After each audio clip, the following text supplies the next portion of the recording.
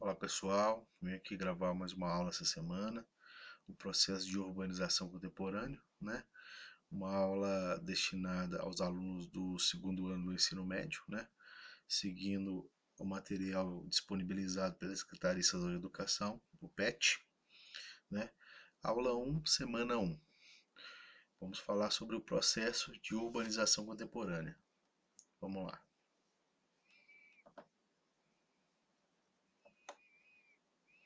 Bem, para a gente entender melhor esse processo de urbanização contemporânea, é importante que a gente tenha algumas definições, né? Ou grave algumas definições, ou entenda como elas ocorreram, assim também como alguns fatos históricos são de suma importância para nosso entendimento. Urbanização é o processo em que a população da cidade cresce mais rapidamente que a população do campo. Tá certo? Esse termo aí, assim, é importante que vocês guardem, né, sobre urbanização, que de certa forma é muito utilizado aí assim para as avaliações e provavelmente eu devo utilizar também, tá certo? Sobre urbanização. A principal força propulsora deste processo são as migrações motivadas pelo surgimento de ofertas de empregos na indústria, construção civil, comércio e demais atividades urbanas. Estima-se que desde o início da história da humanidade, até 1800, menos de 2% da população mundial vivia nas cidades, ou seja, um número muito reduzido de habitantes nos centros urbanos. Já na década de 1950, a população urbana já atingia cerca de 30%, e em 2010 ultrapassou os 50%. Estima-se que atualmente, né, 2020, estima-se que ela já ultrapassou a população do campo já chega a 60% os números da população que vive nas cidades, em áreas urbanas. A urbanização é um processo muito importante, pois foi a responsável pela origem da cidade moderna, além de continuar a modá-la até hoje. Uma das maneiras mais simples, mais superficiais de se identificar um processo de urbanização é observar o aumento da proporção da população urbana em relação à população total. Para classificar a população urbana e rural, existem três critérios que diferenciam uma da outra, né? Podemos utilizar o critério administrativo, o critério estatístico e critério científico, né? Para a gente apontar os números citados anteriormente.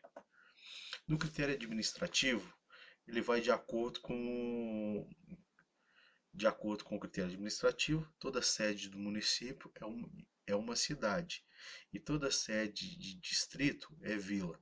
Sendo assim, é considerada urbana toda a população que habita a sede de um município ou a sede de um distrito. O critério administrativo é o critério adotado no Brasil pelo IBGE. Tá certo? Seguindo. O critério estatístico. De acordo com o critério estatístico, a população é considerada urbana se reside em uma aglomeração com a população superior a certo número de habitantes, de 2 e 5 mil. Respectivamente, é considerada rural a que vive no campo ou em aglomerações com população inferior às anteriormente citadas. Países como França e México acabaram ampliando esses números aí, tá certo? Só a nível de conhecimento. Temos também o critério científico, né? Para o geógrafo, o critério administrativo e o critério estatístico são falhos e considera a urbana apenas a população que habita aglomerações em que a maioria da população ativa radicada nela exerce atividades econômicas secundárias e terciárias, sendo considerada rural aquela em que a maioria da população ativa exerce atividades primárias. Qual foi o primeiro país a se urbanizar?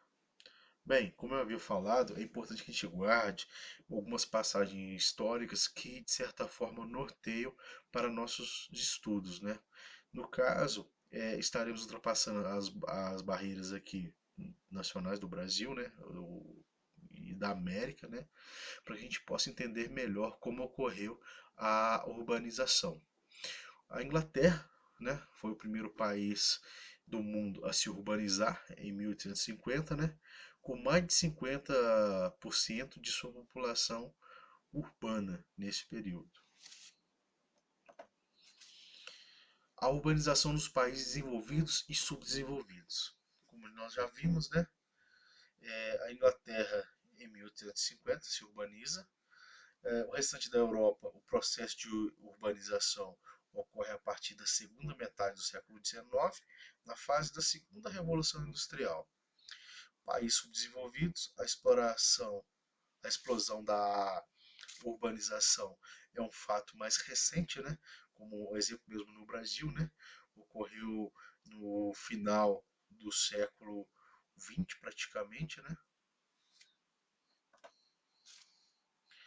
Durante o processo de urbanização, as cidades acompanharam a evolução das migrações e, com o tempo, estabeleceram todos os tipos de ferramentas de utilidade pública destinada à prestação de serviços como sistema de abastecimento de água, serviços de esgoto, energia elétrica, rede telefônica, gás canalizado.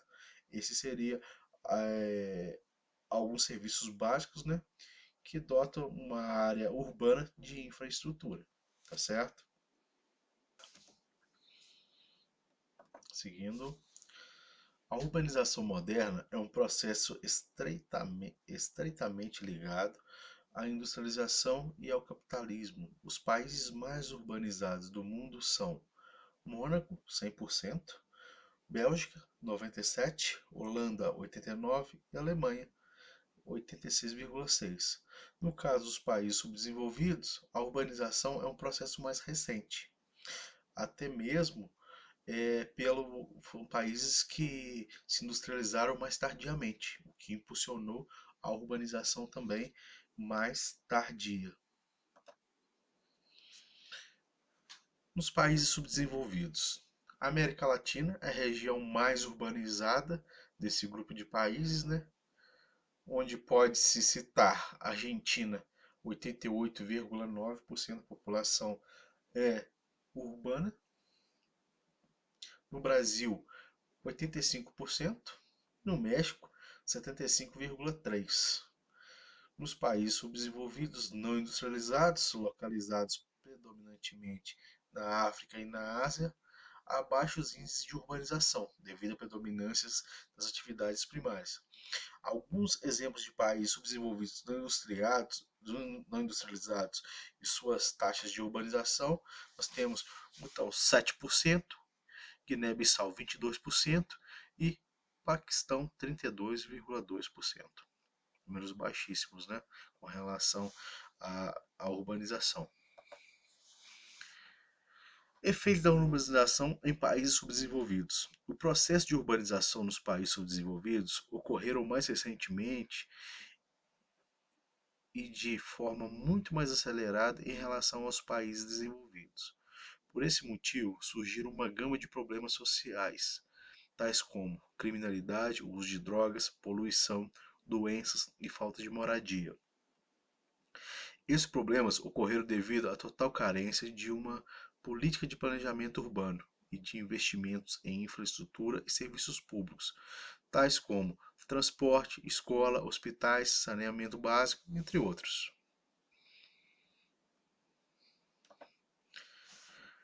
A modernização da agricultura no final do século XVIII, mecanização e introdução de novas técnicas, a chamada Revolução Agrícola, causou um aumento da produtividade rural e diminuiu a necessidade de mão de obra.